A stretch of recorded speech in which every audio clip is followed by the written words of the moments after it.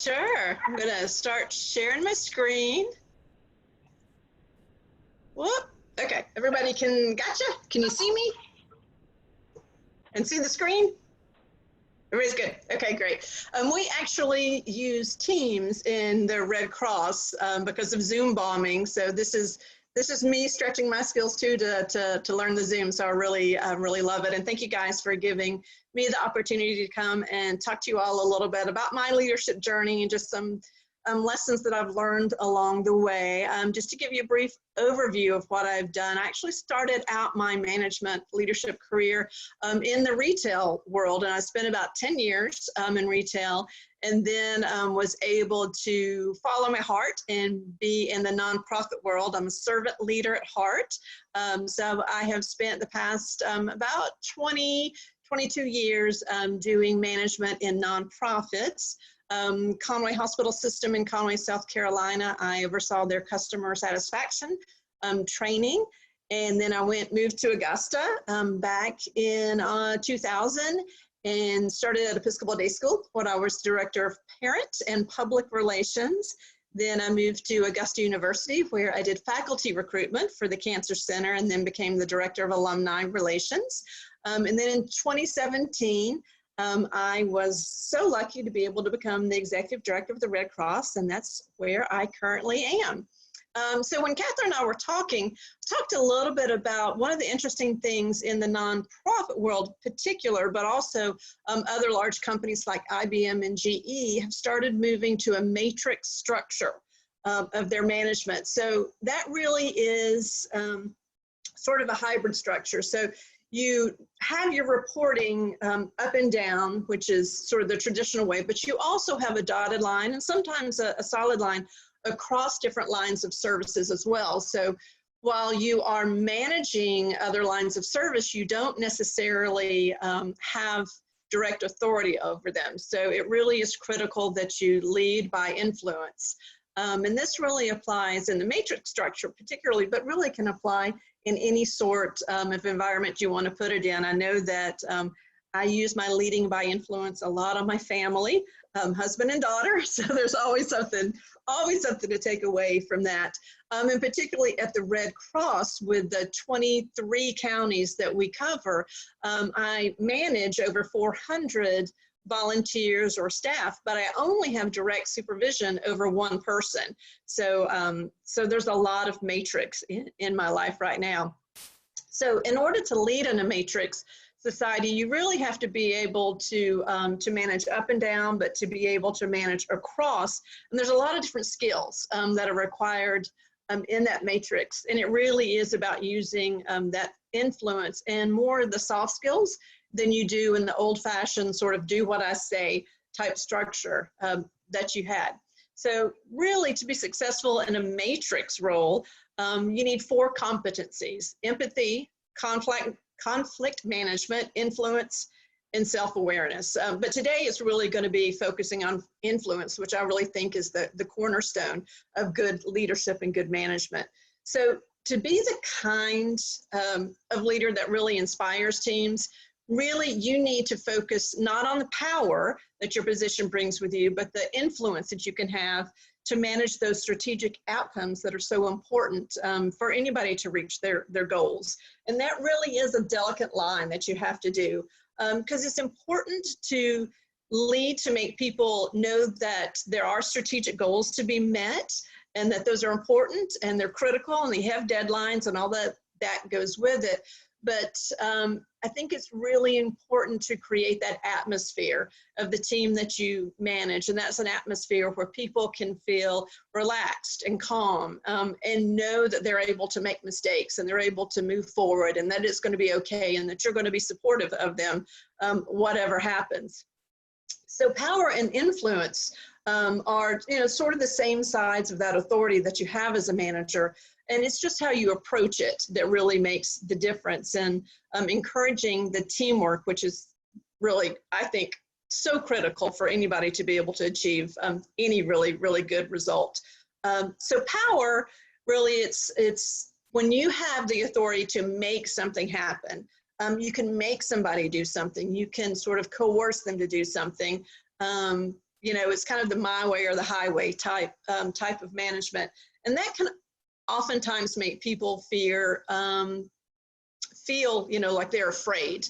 And that's not a great way to have great performance out of your employees. Where on the other side, if you use influence, that is really your skills, and you're able to alter people's perceptions, alter their behavior, but that's in a really positive way, using your positive language, using your positive behavior skills, and really critical to help people understand the why behind what is being asked of them to do, or the why behind the goals, or the why behind a project, to be able to lead people to really get involved and do what you want to do. So really, I want to talk a little bit about those fundamental differences between power and influence. So power really is something that's forced upon someone, while influence, is something, when you use it, people voluntarily want to be able to help you. They feel encouraged. They want to do good work, and they want to do that for you and with you. Power is really a one-way street. It's you telling somebody this is what you're going to do. Well, if you use your leadership of influence, that creates a two-way conversation where people feel like they're stakeholders in the decisions. They feel like they can give you feedback on the decisions, and they feel like you're really, again, part of that team. Power, again, is instructions over conversation. So it really is closed. It doesn't open up. Where when you use influence, people feel like they're going to be valued, and they're going to be able to give you suggestions, and you're going to listen to those, and you're going to take those suggestions to heart. And then lastly, power really can cause a business money. It can cost you customers, it can cost you employees, because if people feel like they're not valued, they're going to disengage, people or customers. And when you have disengaged people or customers, that is not a street that you want to be on. But if you've worked that influence and you've created that team with you where people feel supported and heard and valued, then they're going to be highly involved and highly engaged, and literally will go to the ends of the earth to you. And that is going to improve retention and sales and all that good stuff that comes along with it. So really, your ability to influence others, I think, really comes down to how much do they trust you? Do you instill that trust in people? And how much influence you can have over somebody is a direct correlation to how much they trust you.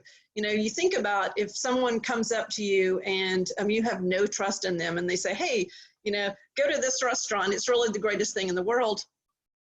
You might not be so inclined to do so, but if your closest friend who you have a great trust with says, oh my gosh, this new restaurant opened up, you should go, you're probably going to make a reservation, and go the next day.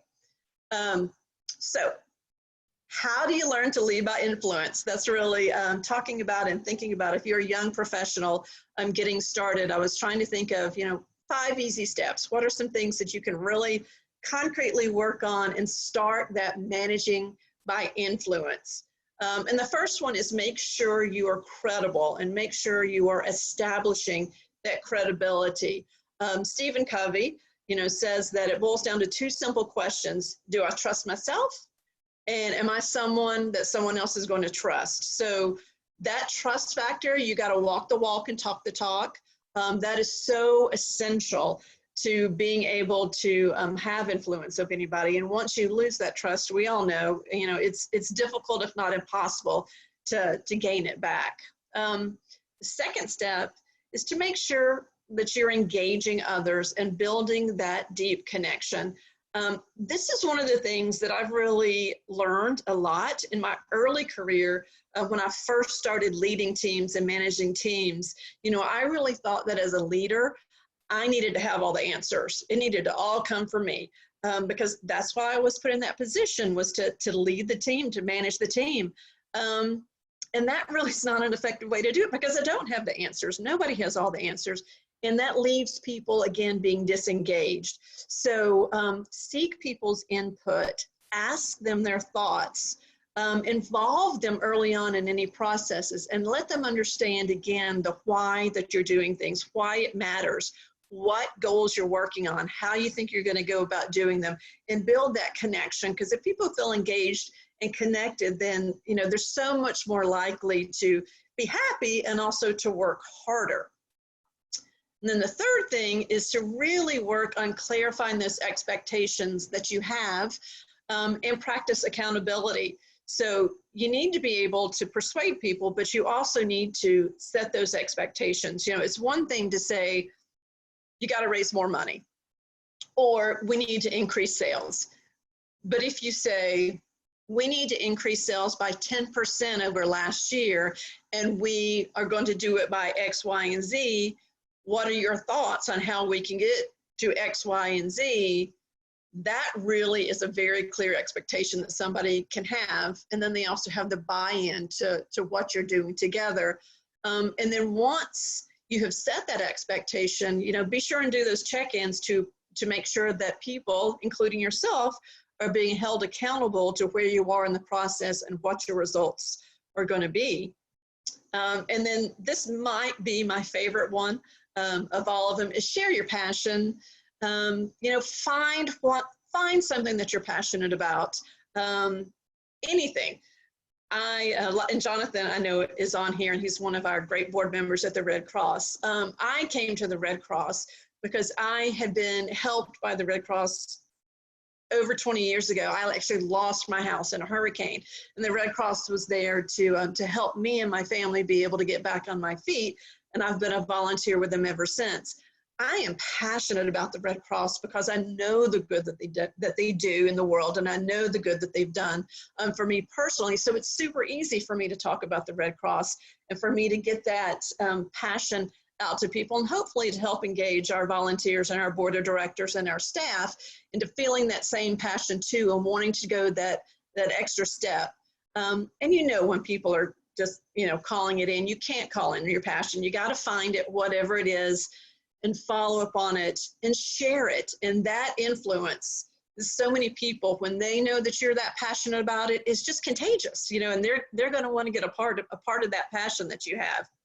And then lastly, with the fifth one, make sure that you yourself are open to the influence of others. So it's wonderful for you to be able to influence other people, but you need to make sure and look inward on yourself too, that you're open to hearing things from what other people have to say, that you're willing to listen to other people. You're willing to, think of things as other people see them, to consider other options, and to be able to use that. I think we all have had that experience when we've given an idea to someone else and they say, oh my gosh, that's a great idea. And then the actual follow up on it, that just makes you feel so much more invested.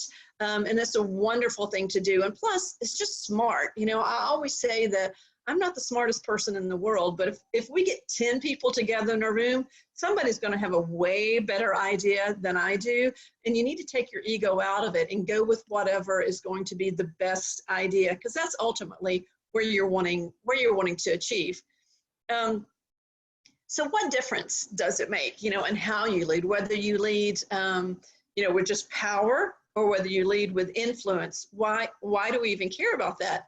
Well, it's because a lot of studies have been taken of employees, and studies show that happy and involved employees take 10 times fewer less sick days, are 12% more productive at work, and in the world of sales, they result in an average of 37% improved sales. So those certainly are great numbers that no one can argue with. And just that feeling of when you have a synergy with the team and people are involved, and people are happy, it's just such a nicer place to be, and that success just breeds more success, and it goes on and on and on and on and on. So I think, if I have to sum it up in one sort of word, is that the boss has the title, but a leader has the people.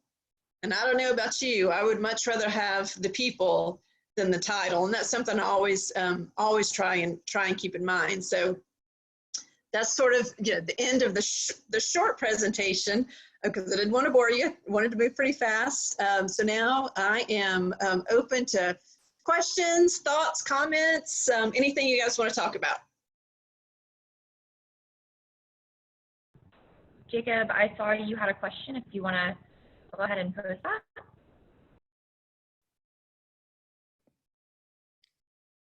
Yeah, I was thinking, sometimes a leader explaining the because behind why we need, in sales, for the example you're using, why we need to increase, and going beyond just because, that's what we do, sales organizations make more money. Yeah. Sometimes I wonder if leaders would use the because and it really explain, the reasons why we need to make this change, if that's also would help with morale and motivation. That's something over just where I work that I've always thought if they would explain more of the because rather than we just have this deadline we've got to make. I think that they'd have more buy-in. 100%. Jacob, I could not agree more with that. And that's something,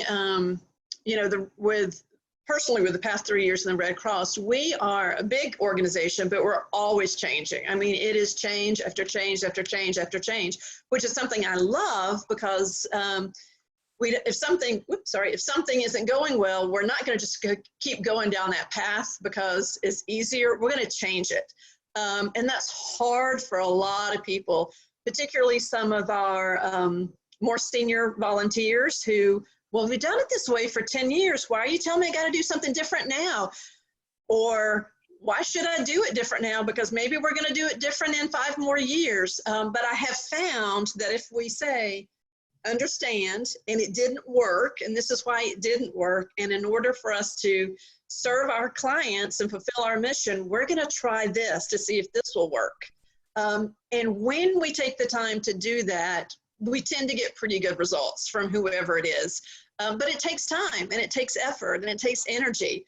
And it's hard. It's much easier. Leading by power is really easier than leading by influence because I have a daughter, and the one thing that I said when she was born is like, I will never, ever, ever say because I told you so. Because I got it all the time from my parents, and I hated it. I pretty much stuck for that. There might have been 1 or 2 times that I got so frustrated I fell back on that. But it's that same thing. Is if you can tell people it's not arbitrary, there's a reason for it, and this is the reason, they'll tend to follow and go with it. That was the analogy I was thinking of. That just growing up, and I'll probably do this too as a parent one day. But yeah, you just go, oh, because I said so. And I feel like too many so-called leaders, they fall back on that because it's easy to do. Yeah. Because that's my job title. But that's just it doesn't motivate your team to do better, to reach that goal that needs to be accomplished. That's a great question too, Jacob. I love that. I love talking about the why. And that's sort of been, even though I've been managing for a long time, it really has been more focused in coming to the Red Cross and me remembering to do that. So it's truly made a difference in my leadership style. And I don't know if Jonathan wants to chime in a lot or chime in any at all. But I try and do that with our board at our board meetings and say, I know we had said we were doing this, but now it's changed and we're doing this, but this is why we're doing it. So it doesn't feel like you're getting whiplash. Susan, I actually was going to chime in, but thank you for the introduction to I was definitely going to say, being a board member on the Red Cross, I'm on other boards, but this one in particular, I definitely give Susan kudos because of her leadership. It pushes us all to actually want to do it because she brings us in to make sure that we understand what we're doing, the importance of it. And I think that's a lot of times we get on boards and we pay money and then we just sit in meetings. And she's shared with me that that's not the board members that she wants. She wants people on the board that are going to be active and that know the mission. And she makes sure that we know the mission. If you know the mission, you'll go for it. You'll put the work in because it'll get inside and it'll push you to continue to do the work and see the impact that it's having on the community. So thank you, Susan. You're welcome. Susan, I had a question in regards to boards. The styles of I know the Red Cross and the Y and many others require money to be and then others don't. Like our organization is board members, we don't pay dues. But how do you generate that same like level of interest? Because like kind of like once you pay your money, you know you want to get your money's worth, or or be able to kind of put in the effort. And sometimes it goes the other opposite way, like, oh, I put my money in, I'm not going to do anything. So, so how have you been able to see that work and actually, reap a lot of, I guess, benefits from it? Have you been able to do either one? Yeah, that's a great question. Is it Anna? I can't, you have a YPA. I'm guessing it's Anna. Sounded like Anna. Okay. Okay. Yeah, that's a great question. And one of the things, a best practice, if you will, is that one, I think, is when you're in the position of having a board, I think it's really important to be clear on what you want that board to be like. And there are all kinds of different boards. Sometimes there's boards that are strictly C-suite executives because you want names. You want people to go, oh my gosh, they've got, the governor on their board or whatever. And that is certainly very valuable. But for us, we're more grassroots. And I really was pretty clear when I came on the board that I wanted people that were involved in the community. I wanted people that wanted to give back to the community. I wanted people that would be willing to, sort of our unofficial slogan is sleeves up, hearts open, all in. So I wanted people who would roll up their sleeves, and do something. That's, just kind of what I was envisioning this board to be like. And as far as the financial contribution goes, that is a very, very clear conversation that all potential board members have. So in fact, we're going through that right now because we're fiscal year, so we're about to bring on our new set of board members. And my conversation is very clear, like this is an expectation that's set out by national. Every single board member of the Red Cross, no matter where they are, has this minimum contribution. Totally understand if that's not something that you're able to do right now. If not, we have a myriad of other ways for you to be involved. You can serve on committees, you can work with other special events, there's all sorts of things. But to be a board member, this is a requirement. And it really then is up to that particular person to feel like if that's something that they feel passionate enough about to go ahead and do that. And we've had some that have said no, totally understandable. And we've continued to use them in different ways. Did that answer? Yes. Yes. Okay, good. I got a question. So I think nobody really wakes up and really wants to be that authoritarian power, but I think that a lot of people end up coming across that way, especially in a lot of different leaders and businesses. So I'm wondering if you can give some examples that you've seen where people have kind of taken the wrong approach and created an environment where they are more of a power-hungry kind of person and using that to influence others, and then maybe some examples of how you've seen that people developed kind of influencing others in their department and groups. I love that question, Paul. Thank you so much. So I actually had in a prior life a boss who was very much on the I'm going to lead by power. And I remember really well that I was managing a department at that point where I was, and we had been down staff members, and we were very short staffed. We had huge special events we had put on, and we had literally been working our tails off for months, getting great results, hitting all of our goals, with being down two people out of 5, so literally almost at half staff. The first thing that he did when he came in was yell at me because there were some dirty coffee cups in a sink, and said, and this was on a Friday when he came in to meet the department, and said, tomorrow you're coming in on your day off and you're cleaning up this whole place. That was my first interaction with this person. And it continues sort of on that as well. And I will tell you, I left that company, and I loved that company, but I just could not work under someone who clearly did not care about the staff or the people or the mission. It was literally a power trip. So life is just too short to me, to work under that sort of circumstance. On the flip side, I think I've seen, and I'll relate it back to the Red Cross, with some of our volunteers, we have some senior leadership position of volunteers. And in fact, even to the level of our CEOs, they have volunteer partners. So you have a paid person, and you have a volunteer person that does essentially very similar roles. And through this leading by influence, we've been able to get some of our volunteers who maybe came in just thinking, well, I'll just volunteer once or twice and I'll just do this, to take on those leadership roles by showing that you have faith in them and getting them to dig in further to the mission and letting them know that there's training and having them have that training and doing weekly meetings and laying the foundation. And that's why it's a lot harder to lead by influence, because it takes a lot more, at least at the start, but it's whatever you put in, you're going to get right back out. So I've really seen that, and we have some pretty incredible senior volunteer leaders here locally now that we didn't have a couple of years ago, just because they weren't in the system, and we weren't to that point, and I think we are now. So don't do a power trip. Yeah, that's good. Thank you.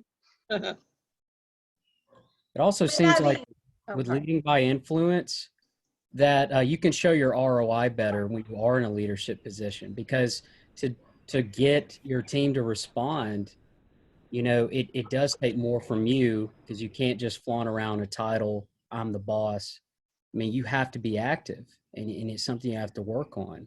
So if a business is trying to decide, how much they should invest in a leadership role, well, somebody that's leading by influence is definitely be able to, really show that return on investment, or lack thereof, maybe. So. Yeah, I agree 100%. And, it is one of those things, I think, it's muscle memory to some degree. Once you do it and keep doing it, it does get easier. But at first, I gotta say, so there's some mornings that I wake up and I go, really? Can't I just tell people to do it? Just don't ask a question, just do it. But that's not fair. It's not fair to them. It's not fair to you. So, and in the long run, like I just said, whatever you put in is whatever you're going to get back out. So if you just put that little bit more of a time in at the start, it pays dividends in the end. It just, sometimes you just want to, eat your bonbons, drink your coffee, and not talk to anybody. Not often, but every now and then. So I actually had a question, piggybacking on Paul's a bit. So everything is kind of, as much as you can control, and especially leading by influence, that, catering your presentation and does have that value equation with someone else. But when you're working with different personality types, different, whether that's type A, type B, or, Enneagram, Myers-Briggs, whatever you use, but there's so many different types of people. How do you take that influential approach and kind of spread it across personalities on the other end? Yeah, and that's, I think what I try and do is really spend that little bit of time to get to know what makes that person tick. What is their core beliefs, if you want to put it that way, is why are they here? Because somebody wants something out of, you don't do something for nothing. So there's something that you're wanting to get out of, whether it's this position or, this volunteer position or this board position, and what is it that you are hoping to get? And then it's my job to figure out how we're going to get you that. And it is different for all sorts of people. For our volunteers, some really feel the mission and they just want to help people. Some like the camaraderie. The mission is great, but they want to be around the other volunteers. Some need a sense of purpose. It just depends on what it is. And there are lots of different personality types, but if you can just spend a little bit of time and talk to them and find out, what are they looking for? What is it that's going to jazz them? What's their passion? And be able to talk to that, then I think that gets you off at least on a starting of a good foundation. Not always easy to do though. And sometimes it takes multiple conversations to figure that out. Easier said than done, but Yeah. And you know, and honestly, from the years of management too, sometimes it doesn't work out, and that's okay too.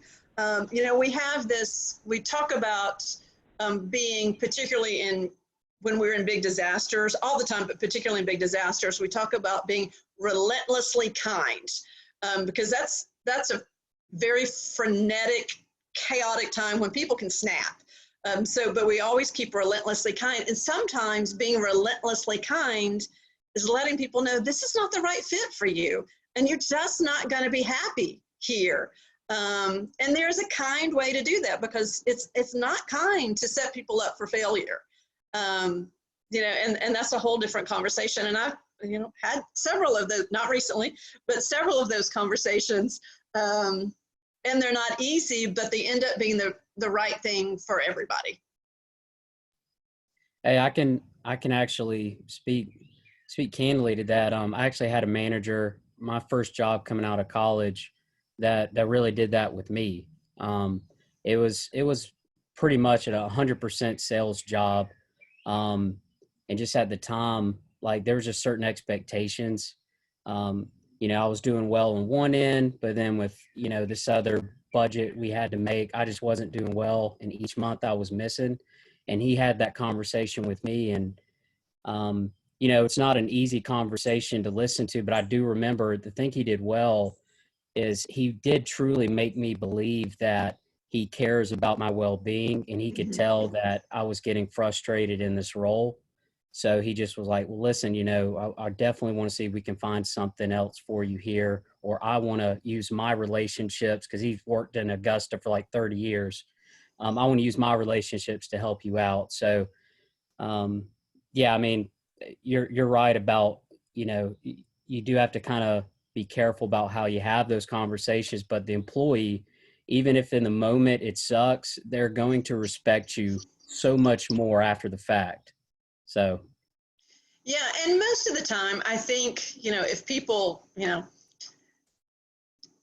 can look at themselves enough, you know, I mean, you know, if you're not being successful someplace, you know, if it's not a good fit for you. And sometimes you just need someone else to help you walk through that conversation. And that's part of the role of being a great leader, is to have those tough talks sometimes. And I think it is, again, that value equation. I've done a lot of work in your soft skills and negotiations and just that one-on-one communication. And that as soon as you can establish that you care about the other person and you're really invested in their well-being and what they want, suddenly that, you know, leading by influence and even just those tough conversations are a lot easier to have when they know, again, that why, that because, that you're doing it because they will benefit or the organization will benefit from it. Yeah, 100%. You know, and I can tell you, just about 2 hours ago, before I got on this call, I had written a proposal for a grant for a lot of money. And I just got the call that we were going to get the grant, but not for a lot of money, for a little bit of money. So, but that's fine. So I sent a note to my CEO, my direct supervisor. I was like, you know, here's the news. You know, did the best we could, put it in for the grant. There's a lot of mitigating factors. They don't have the money they thought we were going to have, so they're not granting it. This is what we got, and I'm sorry. You know, it's not more. And I was kind of like, I'm really, really sorry. And then, but immediately I got an email back going, no, you got money. You know, don't be sorry. You're awesome. That's amazing. This is more than what we had before. That is great. Be proud of yourself. You know, and that meant the world to me, because I was like, I didn't do a good job, and I'm disappointed in my boss, and, you know, I don't want to do that. And she could have very easily said, yeah, you know, that kind of sucks. We didn't get the money that we wanted, but okay. But she didn't. She flipped the script on me to make me feel really good. So she used her influence to make me feel better about the situation. And, you know, that's just another bank, you know, that she has with me now. So, you know, she can pull a lot more out of me now because she's putting a lot more into me. That's awesome. Any other questions or any closing thoughts from Susan? I'd say, I'll say one last thing. I would love to hear you give a talk on like crisis communication.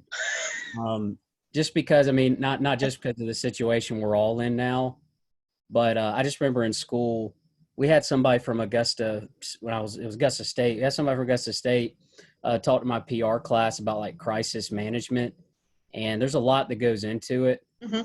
And it's something I think even if you're not in like a leadership role for a nonprofit or a business, whatever, you know, I think everybody could take something from learning how to deal in those high pressure situations, you know. Yeah. Especially those that are long term like this that has been going on now for a couple months. Right. Yeah, absolutely. You know, anytime, you know, I really love you guys. I think it's such a great organization. I wish I weren't so old that I couldn't be a member. But I consider myself honorary. But anything that you all want me to do at any time, I'm happy, more than happy to. You all really bring so much to the community. You do so much good. It is a wonderful thing, and I am honored to be in any way associated with you all. So anything that I can do, I am more than happy to. No, we love your fireside chats and your support, and just how really the Red Cross leads by influence in the community, even with, you know, the blood drive at Sacred Heart today and through the summer.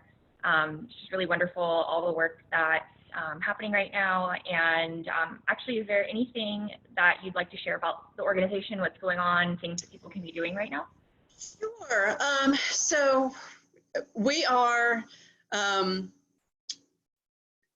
doing a lot. You know, it is very interesting to be the Red Cross right now because our sort of bread and butter, what we're known for, is disaster. So this is kind of, we're in a disaster on top of a disaster. So I think it has served us well to have all this background of disaster experience because we do have that crisis communication. It's pretty down pat. We do have the flexibility to pivot when we need to pivot. We know what it feels like to be in a disaster. This is not something new to us, although it is a different type of disaster.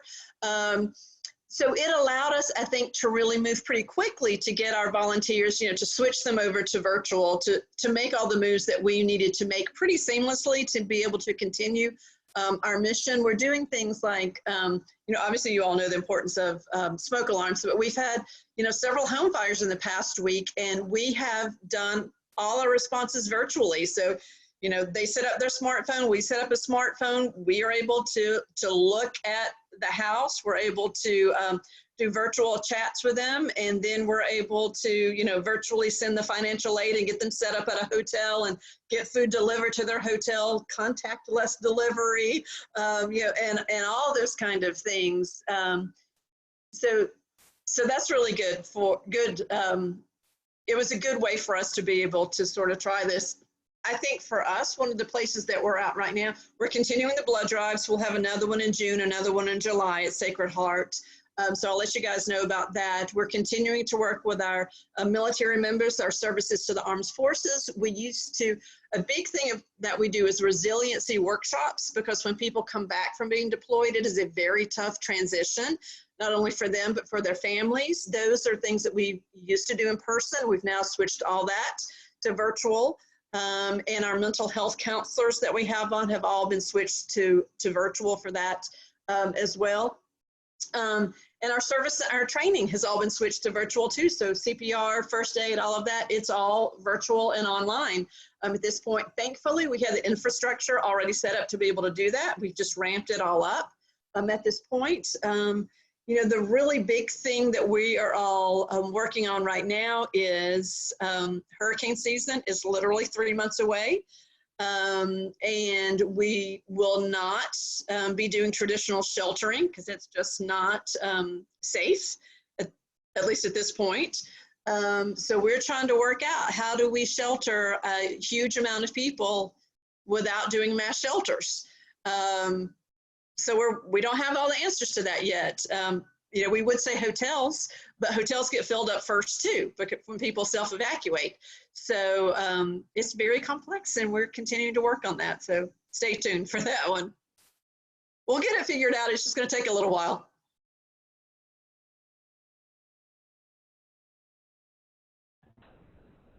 That's awesome. We appreciate all the Red Cross does, and again, thank you so much, Susan. And hopefully we will be seeing your face in person, hopefully soon. But beyond that, just to continue to engage you with YPA, and we just appreciate you so much. So again, we'll have this on our YouTube channel in the next 24 hours, along with our other webinar Wednesdays. We've already had Jacob Bigpin, our membership chair, as well as Iguana Cherry from Public Augusta, and Garden City Jazz, Lady and the Gents, Mega Solutions, that variety of other organizations speak before. And then we have some exciting speakers, including Jonathan, who's going to be joining us next month, and have Philip Weitzner from Ubora Coffee coming on next week. He's going to be sharing with us about pivoting. So again, kind of taking unexpected circumstances and adapting to them. So really great stuff happening. If you are not yet plugged in with us, ypaugusta.com, you can find out more information about joining and about what we're doing. And then next Tuesday, the 19th, we're having our May meeting. So we have Nancy Powell, who is a real estate broker here in town. And she's also very active with the Chamber of Commerce. She's been Ambassador of the Month twice this year, and is just very involved in realtor circles around the community. She's going to be presenting with us, sponsored by Edward Jones, and we've got Golden Harvest joining us for that. So look forward to seeing you there. That Zoom is going to be out on social media, or if you're not on our newsletter, again, ypaugusta.com, get signed up for that, and you will get all the information that you need.